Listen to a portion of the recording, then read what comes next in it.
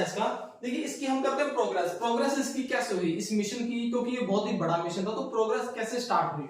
देखिए government of India accepted on November 2003। देखिए जब मैंने आपको बताया कि प्रधानमंत्री श्री अटल बिहारी वाजपेयी जी ने बोला, अनाउंस किया कि हम इसकी तरफ जाएंगे, उसके बाद 6 महीने लगे इसको ऑफिशियली अप्रूव कराने के लिए। तो फाइनली नवंबर 2003 में इसके ऊपर ऑफिशियली वर्क स्टार्ट होगा। देखिए वर्बली था, अब वर्बली से ऑफिशियली रिटन में स्टार्ट हो गया था। Work on this project on November 12 2007 में क्या हुआ, देखिए इसमें 3 में ऑफिशियल स्टार्ट हो गया था। अब नवंबर 12 2017 में एक मीटिंग हुई, किससे, रोसकॉस्मोस से। ये एक रशियन स्पेस एजेंसी है, जैसे भारत में इसरो है, इंडियन स्पेस रिसर्च ऑर्गेनाइजेशन, वैसे ही रशिया में कौन सी है, कॉस्मोस। तो ये कॉस्मोस ने क्या बोला, कहते कि ठीक है हम आपकी हेल्प करेंगे, असिस्ट करेंगे, आपको प्रोवाइडेशन करेंगे। कैसे करेंगे, ये दोनों रोसकॉस्मोस और इसरो ने एक एग्रीमेंट साइन किया, किसके ऊपर वर्क करेंगे, हम चंद्रयान 1 पे वर्क करेंगे और चंद्रयान 2 पे वर्क करेंगे। लेकिन इसमें क्या है कि इसकी जो प्राइम रेस्पॉन्सिबिलिटी है वो रेस्पॉन्सिबिलिटी इसरो की ही रहेगी, यानी कि रोसकॉस्मोस सिर्फ हेल्प करेगा, असिस्ट करेगा, लेकिन उसकी प्राइम जो है ना इसकी रिसर्च रहेगी, इसके ऊपर वर्क रहेगा, इसकी रेस्पॉन्सिबिलिटी रहेगी, और इसकी अचीवमेंट का जो सारा का सारा क्रेडिट रहेगा वो भी किसका रहेगा, इसरो का रहेगा, यानी कि इंडियन स्पेस रिसर्च ऑर्गेनाइजेशन जो इंडिया में है उनका हमारा रहेगा। एग्रीमेंट हो गया। अब इसरो ने प्राइम रेस्पॉन्सिबिलिटी ले ली कि हम क्या करेंगे, हमारा ऑर्बिट रहेगा। अब जो रिस्पांसिबिलिटी थी वो ऑर्बिट की और रोवर की थी, लेकिन जो रोसकॉस्मोस है उसने सिर्फ किसकी रिस्पांसिबिलिटी, लैंडर की। जो लैंडर रहेगा वो हमारा रहेगा, यानी कि रशिया की तरफ से रहेगा। ठीक है जी, इंडिया ने इसको मीटिंग ली। मीटिंग कब ली, 18 सितंबर 2008 को। देखिए ये मैं डेट्स इसलिए लिखता हूं कि इन डेट्स की आपको जरूर पड़ेगी कॉम्पिटिटिव एग्जाम्स में, स्कूल में, जनरल नॉलेज में भी। ये जो डेट्स होते हैं इनका बहुत ही ज्यादा महत्व रहता है, इनकी बहुत ही इंपॉर्टेंस रहती है, इसलिए इनको याद कर लीजिएगा। अंडरलाइन में इसलिए कर रहा हूं, इसलिए लिखता भी हूं ताकि आपको इन चीजों का ध्यान रहे, कौन सी चीज कब हुई ये ज्यादा मायने रखता है। इससे चीजें ना आपके माइंड में सेट बैठ जाते हैं, कहानी की तरह आपके दिमाग में रहती है, आप भूलते नहीं कभी भी। ऑलराइट, तो ये चीज इन्होंने कर दी। ओके, तो ये असाइन तो हुआ था 2003 में, जब अटल बिहारी वाजपेयी जी हमारे पूजनीय प्राइम मिनिस्टर थे। लेकिन ये मीटिंग कब हुई, प्राइम मिनिस्टर मनमोहन सिंह की गाइडेंस में तब हुई, और तब उन्होंने ऑफिशियली इसको बोल दिया कि ठीक है अब आप इसके ऊपर फाइनली ऑफिशियली वर्क स्टार्ट कर सकते हैं। ऑलराइट, अब इसके ऑब्जेक्टिव्स क्या थे, काम क्या थे इसके, कोई भी काम करते हैं उसके ऑब्जेक्टिव जरूर होते हैं। ओके, तो स्पेसक्राफ्ट जो है वो इंडिया में बना होना चाहिए, ये हमारी फर्स्ट प्रायोरिटी थी। देखिए कोई भी काम पहले हम विदेशों से करते थे, लेकिन वो चाहते थे कि अब हम सारा काम इंडिया में ही करेंगे, इंडिया से ही सारी चीजें प्रोवाइड हम करेंगे। तो फर्स्ट प्रायोरिटी ये थी कि जो भी सामान होगा, जो भी इक्विपमेंट्स होंगे वो कहां से होंगे, इंडिया से होंगे। इसको डिजाइन भी इंडिया में किया गया, और इसका मेन ऑब्जेक्टिव ये भी था कि इस बार हम सॉफ्ट लैंड करेंगे, सॉफ्ट लैंडिंग करेंगे।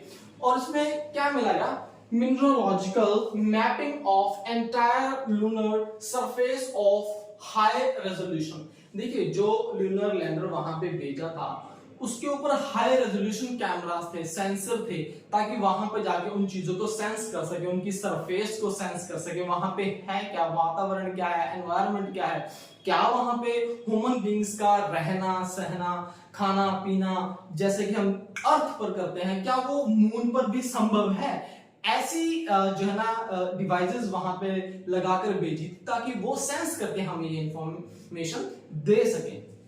तो ये सारी चीजें इसके अंदर सेट थी। देन आइडेंटिफाई द केमिकल को आइडेंटिफाई करना मून पे, जो सेंस द सरफेस, जैसे मैंने आपको अभी बताया कि सरफेस को सेंस करना। Alerts for future soft landing, हमें ऐसी इंफॉर्मेशन भी देखी अगर हम फ्यूचर में वहां पे सॉफ्ट लैंडिंग कर रहे हैं, जैसे कि हम चंद्रयान 3 में करने वाले हैं, तो उसके लिए इंफॉर्मेशन हमें दे। देन फंक्शन, इसने क्या क्या काम किया, देखिए ऑर्बिटेड ऑन नवंबर 8 2008। देखिए आपको पता है किसने अक्टूबर 22 को जो है ना हमने लॉन्च कर दिया था। लॉन्च करने के बाद 8 नवंबर 2008 को ही ये कहां पहुंच गया, मून की सतह में पहुंच गया। इट्स और मेड मोर देन 3400 अराउंड, देखिए चंद्रमा के इतने चक्कर लगाए थे उसके ऑर्बिट में जाने के बाद, and around of the moon and finally lost its signal.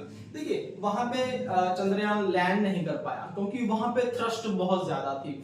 ऐसा इसरो ने रिपोर्ट में अपने बोला था, ऑफिशियली अनाउंस किया था कि हम उसका सिग्नल लॉस्ट कर चुके हैं। 29 अगस्त 2009 को इसरो की तरफ से फाइनली रिपोर्ट आ गई थी कि हम इसका सिग्नल लॉस्ट हो चुका है हमारा, क्योंकि जब उन्होंने लैंड करने की कोशिश की तो थ्रस्ट की जो हीट थी वो इसको अटैच हो गई, जिसकी वजह से हो सकता है ये ब्लास्ट हो गया। क्योंकि ऐसी इंफॉर्मेशन तो नहीं आई कि सिग्नल क्यों टूटा, लेकिन ऐसा माना जाता है कि हीट एक्सेस होने की वजह से जो चंद्रमा की थ्रस्ट थी उसी ने इसके सेंसर्स को डिस्कनेक्ट कर दिया। क्योंकि सिर्फ ये जो अनुमान लगाया जाता है, जो इमेजिन किया जाता है, वो सिर्फ जो इनकी पार्ट्स होते हैं उनके ऊपर बेस्ड के ऊपर रिपोर्ट को हमें मानना पड़ता है। तो अचीवमेंट क्या क्या की इसने, चंद्रयान 1 ने अचीव क्या किया? देखिए सबसे पहले मेन था प्रेजेंस ऑफ वाटर मॉलिक्यूल्स, कि पानी जो है उसके मॉलिक्यूल मिले थे वहां की सॉइल में से। देन कंप्लीटली मोल्ड, देखिए एक ऐसा भी माना गया था कि जो चांद है एक बार पूरी तरह से पिघल गया था, ऐसा इस रिपोर्ट में माना गया है। कितनी इसमें सच्चाई है ये हम नहीं कह सकते, लेकिन ये इसरो की रिपोर्ट में आज भी मौजूद है। तो it is all about Chandrayaan 1। क्योंकि चंद्रयान 1 पूरी तरह से तो कंप्लीट नहीं कर पाया था, क्योंकि इसका जो टारगेट था वो 2 साल तक का था, लेकिन वो 2 साल नहीं कर पाया। ये सिर्फ 312 दिन 312 डेज 312 दिन ही अपनी सतह पर जो है ना काम कर पाया, हमें इंफॉर्मेशन दे पाया। और फाइनली ये अपना 90% काम करने के बाद हम इनसे कनेक्ट, जो हमारा कनेक्शन था इसके साथ वो टूट गया था। तो ठीक है, तो ये सारा इसके बारे में, चंद्रयान 1 के बारे में। आई होप कि आपको वीडियो पसंद आई होगी। तो अगर आपको कोई इन्फॉर्मेशन मिली है, आपको ये वीडियो अच्छी लगी है, तो प्लीज इसको लाइक कीजिए, मेरे चैनल को भी सब्सक्राइब कीजिए। चंद्रयान 2 की वीडियो के लिए अपडेट कीजिए। नेक्स्ट वीडियो में चंद्रयान 2 पे भी मैं चाहता हूं कि आपके साथ इन्फॉर्मेशन शेयर करूं। So till then keep learning, keep smiling. Thank you. जय हिंद, जय भारत।